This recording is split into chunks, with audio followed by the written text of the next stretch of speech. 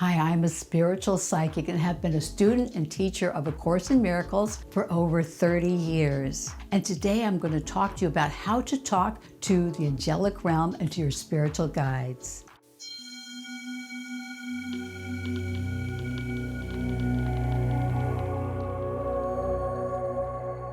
I've learned how they talk, how they communicate with us.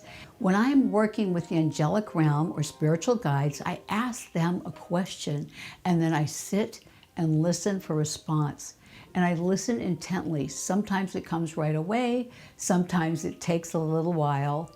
One thing I have learned that I'm listening so intently that sometimes when the answers come, I can't remember all the details, so I've learned to speak out loud the guidance I'm receiving and either record it on my phone or record it on my computer and listen to it later. And I'm always amazed just exactly how much I missed just in my memory alone.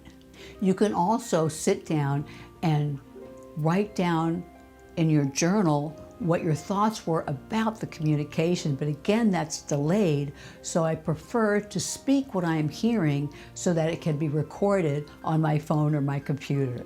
I found that the angelic realm, the spiritual realm, can respond to requests that you make or just all of a sudden pop into your awareness and provide you with responses to questions you've asked quite a while ago. It could be a few days ago, it could be even months ago or weeks ago. Before we get more into how to talk with angels and your spirit guides, make sure and like and subscribe so that you can view more videos like this one.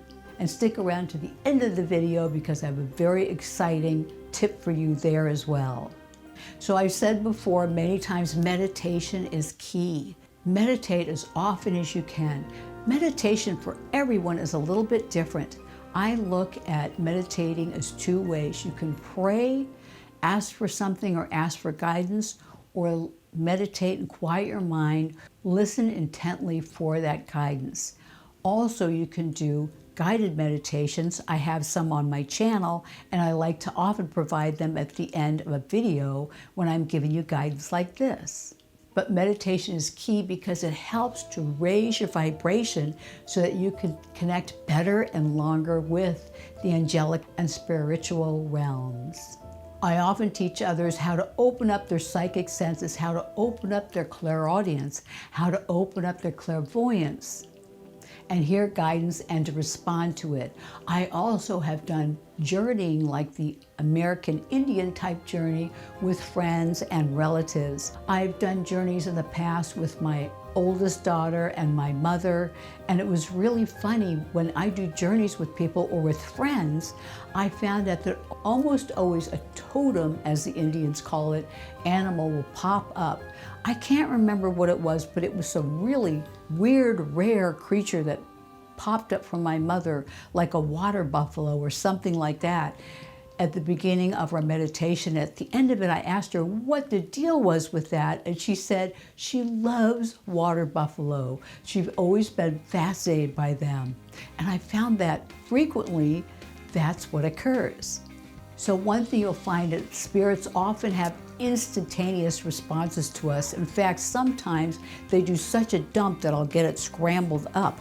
Like I was doing a reading for a girl recently, interacting with spirit guides for her and a passed on loved one, a deceased sister, and I got this dump of a pink cat saying, and it was actually her deceased sister talking about a cat and pink hearts, which finally got unscrambled in my brain. And the girl I was doing a reading for squealed because once I talked about her deceased sister bringing up the topic of pink hearts, she showed me a video that she had posted just that very day that had her sister in it with pink hearts in the video all around her. So these responses can be very swift, and a lot of times we have to ask the angelic realm to slow down the responses, to dampen it down a little bit so that we can hear it appropriately and understand clearly what they are communicating to us. So again, make it fun and relax. The more you relax, the more you make it fun, the more you're expecting your intuition to work, your psychic guidance to work, and the communication with the spiritual realms to work, the better it will. Most people ignore the fact that they're being guided every moment of every day. In fact, A Course in Miracles talks about that the Holy Spirit is communicating to us throughout the day, providing us guidance on the best decisions for us, the best opportunities for us to grow and perform our special function. And we know that angels can only provide you with assistance unless you ask. So talk to your angels. You could talk to them telepathically, or you can speak it out loud and ask for them to be with you, to travel with you throughout the day, to help and smooth out the occurrences in the day and increase your joy and peace. And it will be remarkable the differences you'll find in how it all turns out for you. When you're working with your spiritual guides and angels, you need to listen intently. Listen intently for their guidance.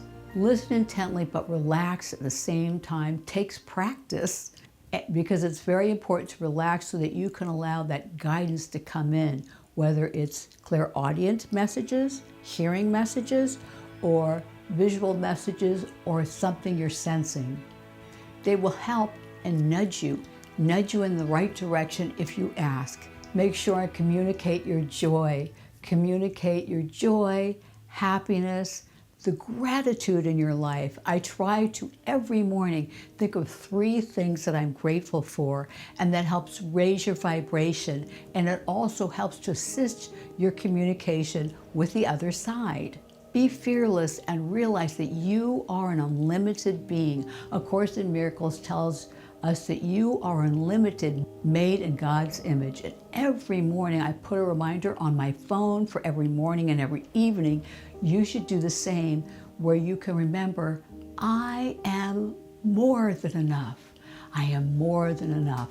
I am joyous. I am unlimited. I'm assisted by the spiritual realms that guide me in all things. Also, if you do meditations on opening your chakras, I can provide a quick meditation at the end of this video. When you meditate on opening your chakras, it also assists in opening you to spiritual guidance.